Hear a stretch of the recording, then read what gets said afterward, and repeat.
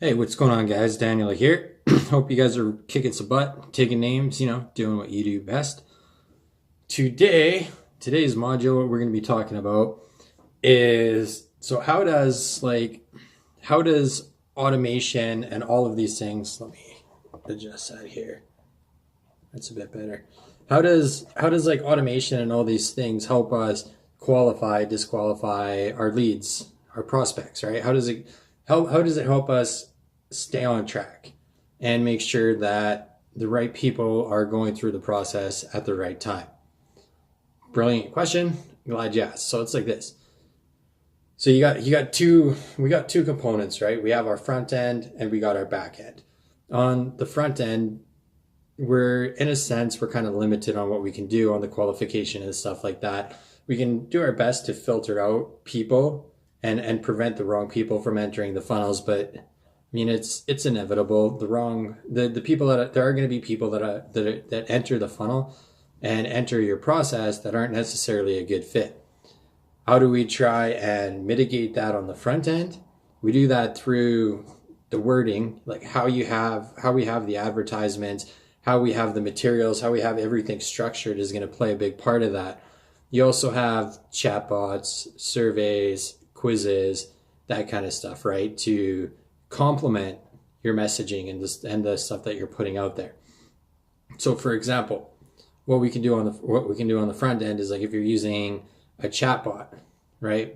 You take the chatbot, you can pre-program in your top 5 or 6 different qualifying questions. I wouldn't really do much more than 6. You can go as high as 10, but the likelihood of somebody going through all 10 questions and answering all 10 questions on a chatbot, I would say the chances are very low of them going through that whole process. Then again, they're going to go through, the ones who do go through the whole process, chances are they're going to be a bit more dedicated. They're going to be a higher quality prospect, right? The shorter amount of the questions, you might get more lead flow in. They're not necessarily going to be quality. So it's a fine line. And I mean, I kind of beat this one up a lot. There is no right or wrong. The only way to know what's going to work and what's not going to work is to test it. Like, we're not here to blow smoke up your ass. We're not here to say, this is the way that it is. This is the way that it has to be. Nobody has the answers. You talk to any coach, talk to any marketer, almost any. For those of us who have been around for a while, you could tell, like, the ones who say these are the answers and the ones who claim that they have all the answers and things are set in stone, chances are you find yourself in trouble at the end of the day working with these people. Now, the ones who say, I don't know, we got to test it, chances are you're going to get a higher quality level of work, and everybody's just more on the same page, right? It's like your sales process. When you're learning a new sales process, when you're learning a new product, it takes a bit to find the footing in what's going to work. I mean, your personality, your character, there's so many different factors that come into play on something like this, that there's no hard rules. There's nothing set in stone. It's all fluid, right? It's the marketing, the advertising, all of this. It's a living, breathing organism. And the only way to know what works and what doesn't is play with it, test it, have fun with it. Don't get too attached to a specific path. Stay attached to the outcome that you want, and that'll allow you to maintain flexibility along the way. Make sense? So, you got to be careful with those qualifying questions. We got to test it, see what works, play with it. And generally, you want to let stuff run for about 90 days. Let it run for about 90 days without making too many changes, and you'll truly be able to see what's happening. A week, 2 weeks, 30 days, it's just, more often than not, it's not enough time, right?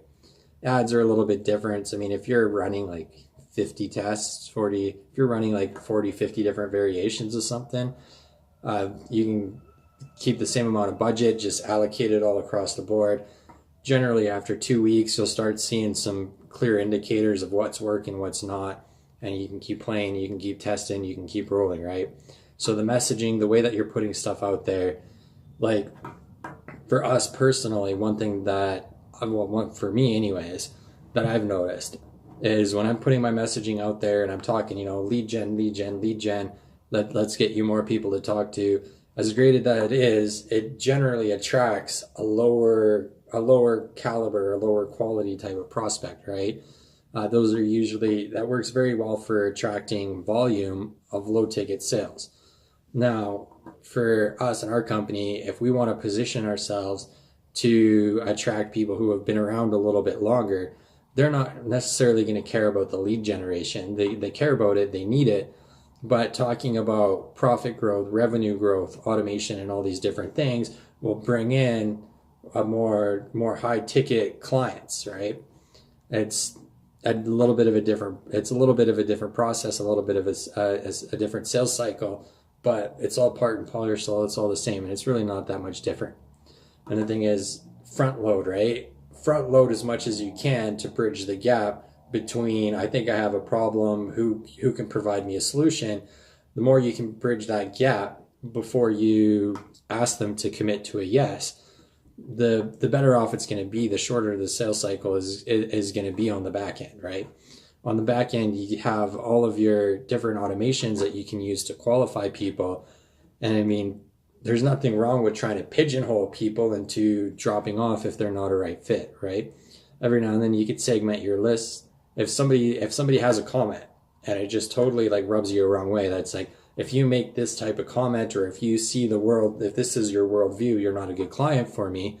What you can do is you can send out a broadcast message, and you can just say something that'll qualify those people out right away, get them to not take an action, get the rest of them to take the action that you want. Now you've just segmented your list, right? A little bit further. So on the back end, it's very powerful. There's a lot of stuff that you can do on both the front and back end. And again, on the back end, you can do another survey, you can do another quiz, you can put something in there. We find like it really depends. Like again, nothing is set in stone. There's been some instances, let's say real estate or mortgage, where a survey on the front end has worked very well towards qualifying people. You're going to get less volume, you're going to get higher quality, but we've seen it work just as well on the back end, right? And I mean, demographics, the state, the city, wherever you live, like there's just so many different factors that come into play with that. What works, what doesn't. And mostly it needs to integrate well with your personality, with your sales process, with your cycle and stuff like that, right?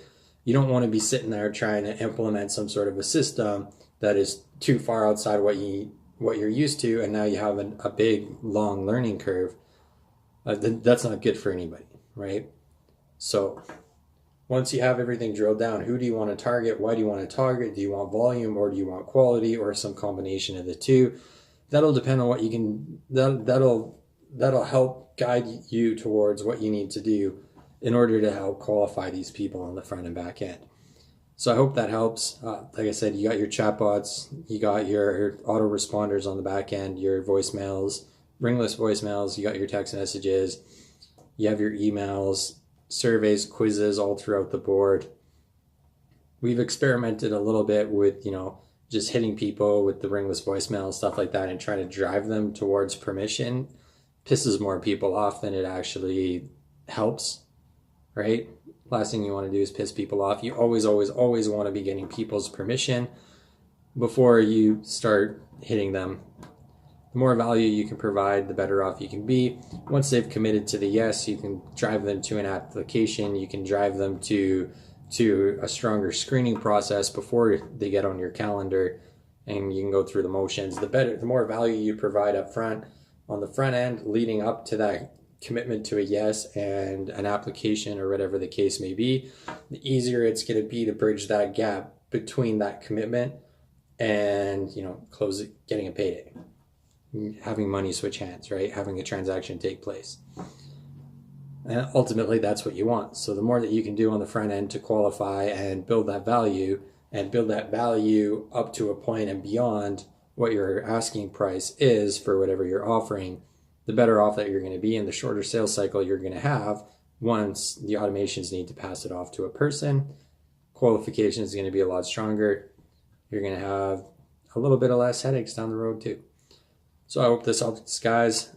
Look forward to seeing you on the next video. Cheers.